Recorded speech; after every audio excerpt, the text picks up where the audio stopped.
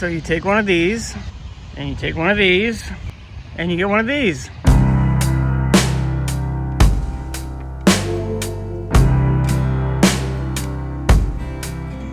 So in today's intro video, I go over my 65 Rambler Cherokee. I'm calling it a CHambler. It was someone else's gambler car that they never got finished. They said it took them about 4 years to get it together and go over it, go through all the components, see where it is now, try to fix a couple little things. This will be a mid-length project. I've got some short-term, I've got some long-term. This is kind of going to be somewhere in the middle. I'd like to get it ready for the Gambler next year. See what happens. Thanks for watching, liking, subscribing, all that stuff. So it's a 65 AMC Rambler 4-door, classic 660. Interior's there and everything seems to be in order. Might give you a clue on the floor. This isn't exactly a normal car. I'm gonna have to address the headliner right off the bat because I am allergic to mold. There's a drive shaft in the back and an electric fan and some interesting supports. And yes, that is a fuel line hanging underneath the car. It sits a little funny, but I'll show you why in a bit. The trunk came with some free parts and a gas tank in the trunk. Not much rust. Some normal stuff for this era of car. Custom floor work. Overall, it's not in horrible shape. Now we'll show you the magic that's under the power barn. And here's the magic. The previous owner converted this into basically a Cherokee with a Rambler body on it. Approximately a 2000 model year Cherokee with a 65 Rambler stuffed on top of it. So it's unibody on unibody, which should be kind of interesting once we get down below. Some things have been creatively grafted together, so we'll have to evaluate all this stuff and see where we're at. I'm also going to have to work on it to get it running because there's certain things that aren't done. Apparently it ran last summer, and this has been a project of the previous owner for about the last 4 years or so to put the two pieces together. I'm going to clean out the interior. The headliner, some funk on it, I'm not sure what it is. I don't think it's mold. I'm just going to probably have to tear it out.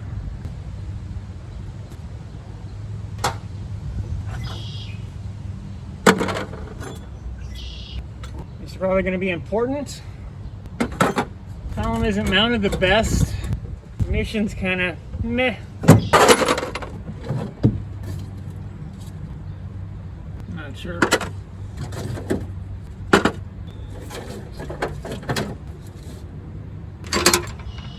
Fasten seat belts. It's likely going to be the glove box pull. What we got here? We also have a surprising lack of mouse turds. No kidding.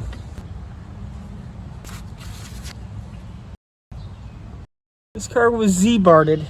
Not sure if, depending where you're at, you know what Z-bard is, but basically it's an undercoating company. Oh, there's plugs. I'll show you the plugs so you kind of get an idea what it is. These little yellow plugs are the Z-bart plugs that I was describing. They're normally found in the rocker areas of the cars. That's pretty cool.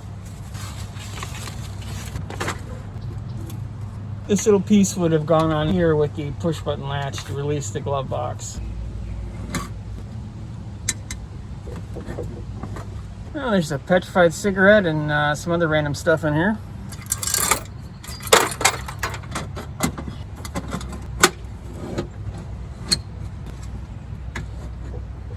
Just more screws in the driver's ashtray.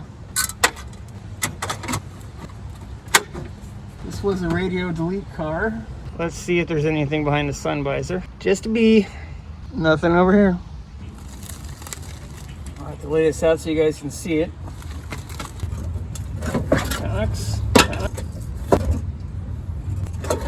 I'm assuming this is a front drive shaft, but I'll know more later. Part of the tow strap. This is a stock fan from a Jeep Cherokee, or likely from the Cherokee that this thing's sitting on.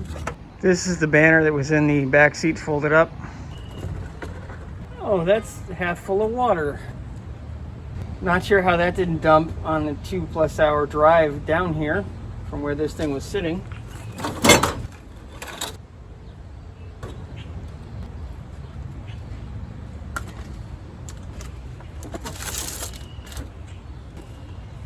car's got a little captain in it. Free zip ties. Not exactly sure, but it's connected to the body somehow. Take a look and figure out what that is.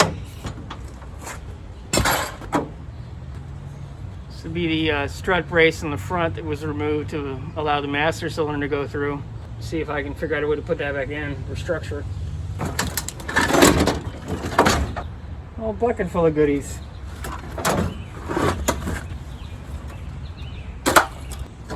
Assuming it's a MP3 player.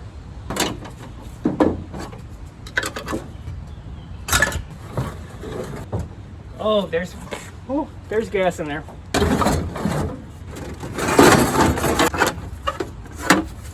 It's the factory kick panel. I have to let air in and out. I'll be able to use this battery tray more than likely. Free drill bits.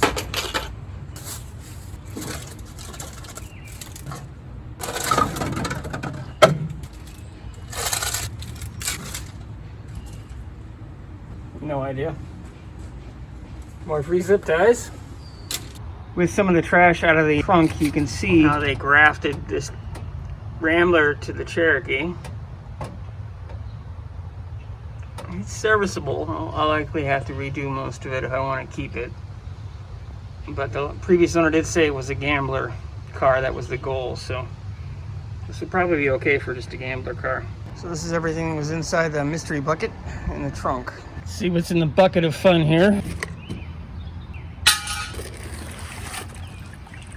I hope this wasn't important, because it certainly isn't important anymore. That's it. It's just yuck. It's a tube for a tire. So that's gonna go right in the trash.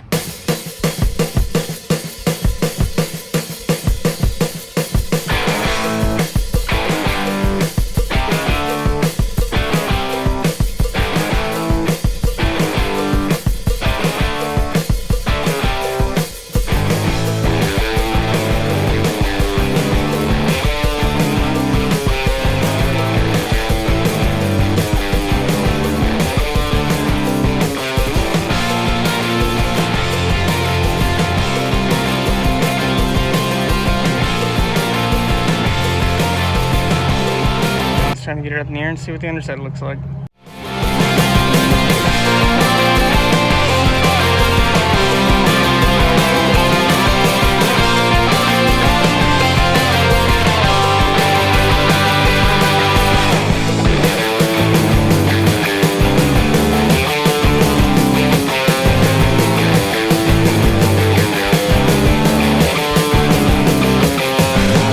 We'd start to look underneath this thing in the driver's front, and other than some odd placement of some parts, it's not horrible in the way that some of these pieces were joined together, at least for the body, to the Rambler body, I should say, to the Cherokee chassis.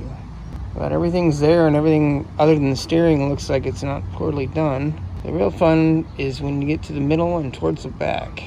So I might have left a little bit of the plot out here. It doesn't look that bad until you start getting to the spring pocket area. As you venture back to the area where the firewall meets the fender, it's a little custom. Continuing our journey down the rocker area, you can see where the Cherokee chassis tub meets the Rambler chassis tub. And then there's, it's sheet metal, but it's like HVAC ducting sheet metal. I'm not real sure. And that runs the length of the chassis to chassis connection. This is the brace at the seats, and those large lag bolts are through these braces. The real interesting stuff is at the very rear. This is that brace at the center where the seat is. If you come back, you can see this was the standard rear spring pocket for the Cherokee. Like I was saying, this is the front of the rear spring perch on the standard Cherokee tub. And then this is what I can only assume is a stock Rambler rear spring or something from another vehicle. And it's welded to the Cherokee unibody structure. He effectively moved the suspension back probably 10 inches to fit the wheelbase, sort of. And as you come up and in to the wheel well, it's more that HVAC steel, and then we'll move on to the middle of the suspension area, and then we'll go to the back. So this is our differential. It's been buried in the dirt. I was wondering what I was having so much trouble trying to lift it. It's because it's a spring under axle, and he set it up as a spring over. I'm not exactly sure why. Never finished mounting it, so it will not work in the way it's set. I might be able to flip it so that it's positioned correctly with the springs. That would definitely give me some height, probably 4 inches. This is the spring perch that would be on this side of the springs. It's properly oriented rear axle. Also, I found out when I was jacking this up, basically this axle sits on the frame rail. It's about 1 inch of clearance, so it wouldn't run anyway, at least not without the very interesting vibrations. So starting at the back of the rear tire on the driver's side, you can see the factory Cherokee spring perch for the rear, including the shackle bracket. The shackle is still in the bracket. I'm assuming it's flux core welded. This is the stock filler neck for the Rambler. There you can see the marking for the sheet stock as you bought it. More of the chassis grafting. And then this appears to be a Rusty's rear spring extension setup, or correction repair setup for a Cherokee, but I'm not 100% sure. This beam, if I didn't have it up on these jack stands, basically contacts the spring, so there's basically no suspension movement. This is the stock Rambler frame. Trying to figure out what's going on here. We now are at the center of the rear end of the car. You see these big beefy rectangular pieces of tubing that are bolted and welded to the angler and smacking the shackles. Here the body's seen better days. Rear floor is Rambler, random piece of sheet metal. Yeah, I'm not really sure what I'm gonna do with this thing. It could be a good gambler car, but as it sets, I'm worried to be very dangerous. Oh, I think I'm gonna wash it down and see if I can get some of the metal off and see if there's anything else hiding.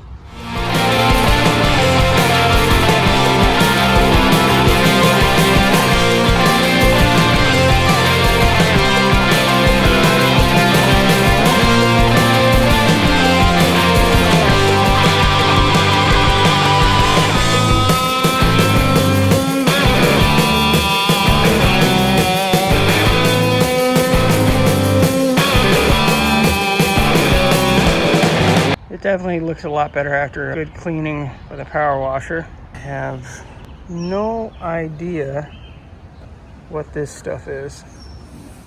It does not want to come off. The power wash, at least not that way. It came off to an extent, but there's definitely a lot of it left. So I'm not too worried about it right now. There's enough other things to worry about with this car.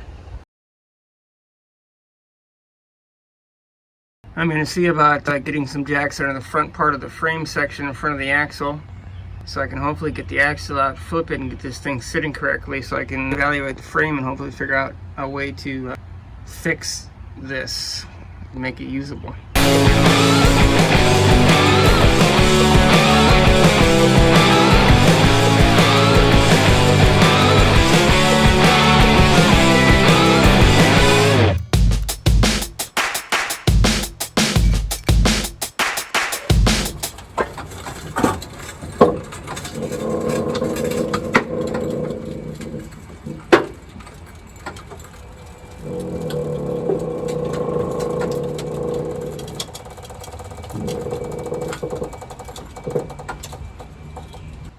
I'm going to pull the back wheels and see how much it's going to take to flip that axle.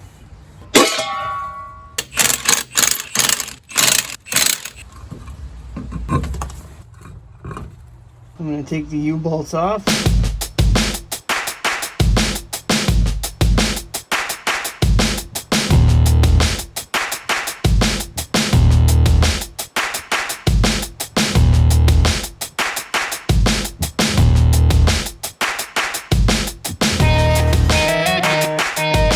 have both U-bolt assemblies off.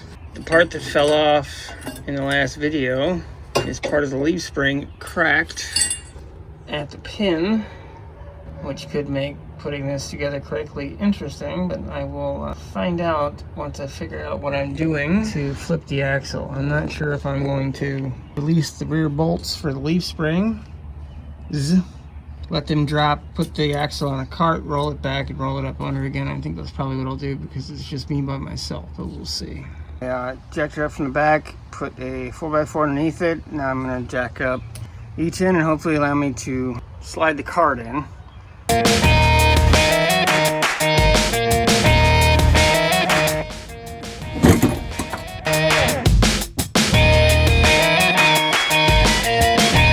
Well, that worked out nicely. I have the driver's side spring supported by a jack. I'm going to take the bolt out, get moving on this.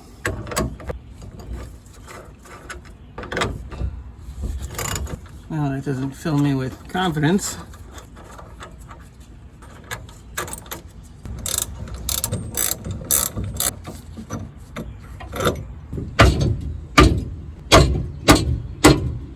Lock washers only work if you actually compress the lock, and double nuts are great, but if they're not tight, it doesn't really matter.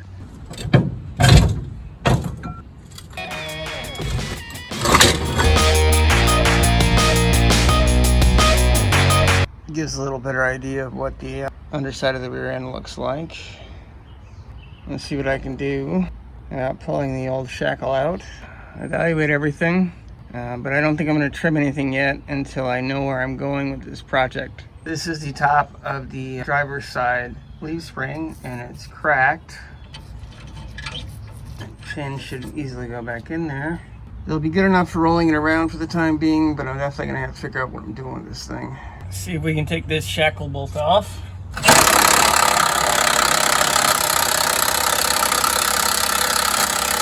I have to get a swivel.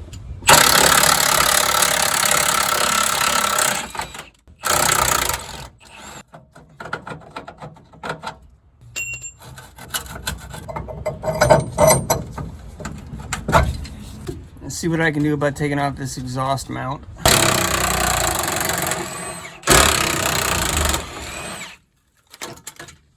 Better than I expected. I'm going to lift the leaf springs back into the shackle hangers, and then I should hopefully be able to get the axle under here. I might have to lift the car again, but I'm not sure.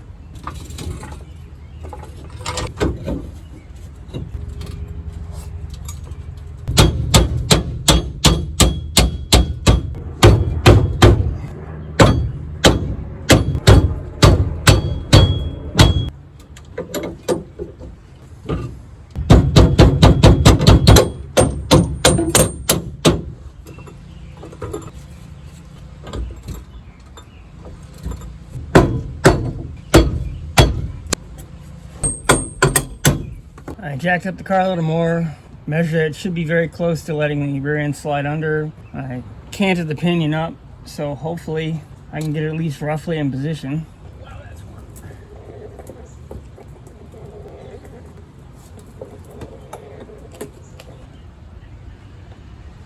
I'm likely going to have to line the passenger side first, get it at least on, because I don't believe he welded the brackets in wide enough for the axle.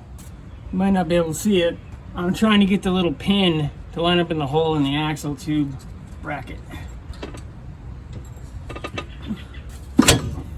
Here we go. I should at least be able to get the U-bolt started, hopefully.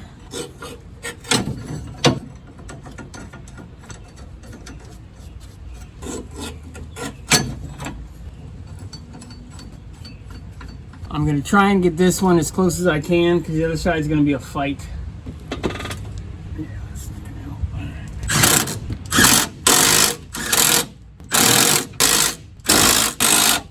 Now I'm going to go to the other side and try to get it positioned. I won't get these cinched down until it's on the tires, but I need it to be at least closer and no gaps. Like I said, this side is going to be much more complicated.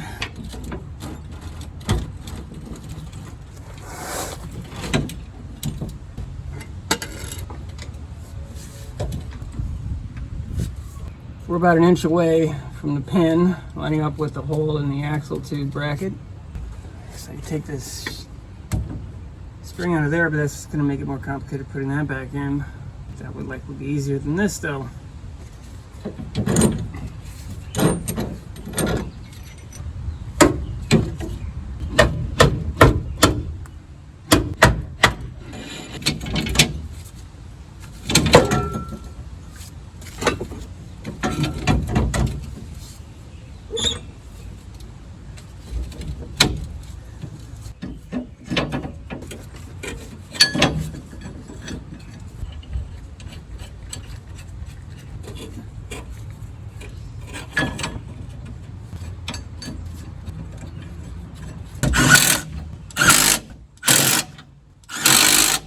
It's loosely in place, and yeah, these don't line up worth a crap.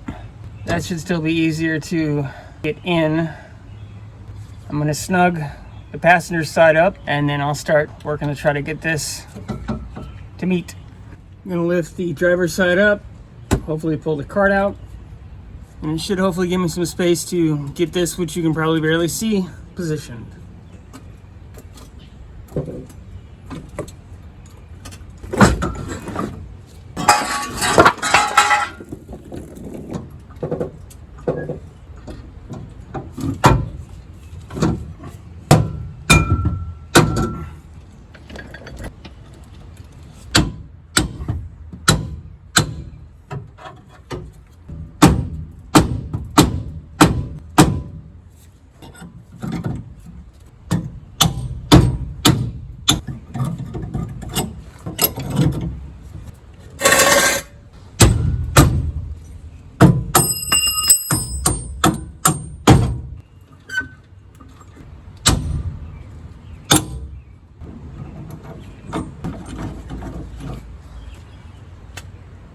Well, that was a barrel of fun.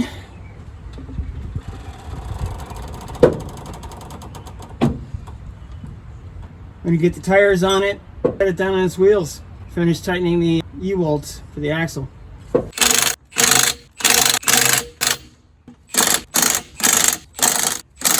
This should be entertaining.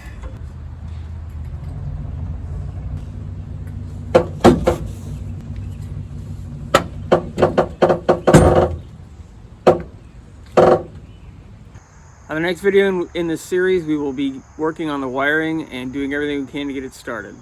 Oh, and stay tuned for garage updates. Big changes coming with that as well. Thanks for watching. This is the pile of tape after removing it from the harness, at least back to the factory stuff.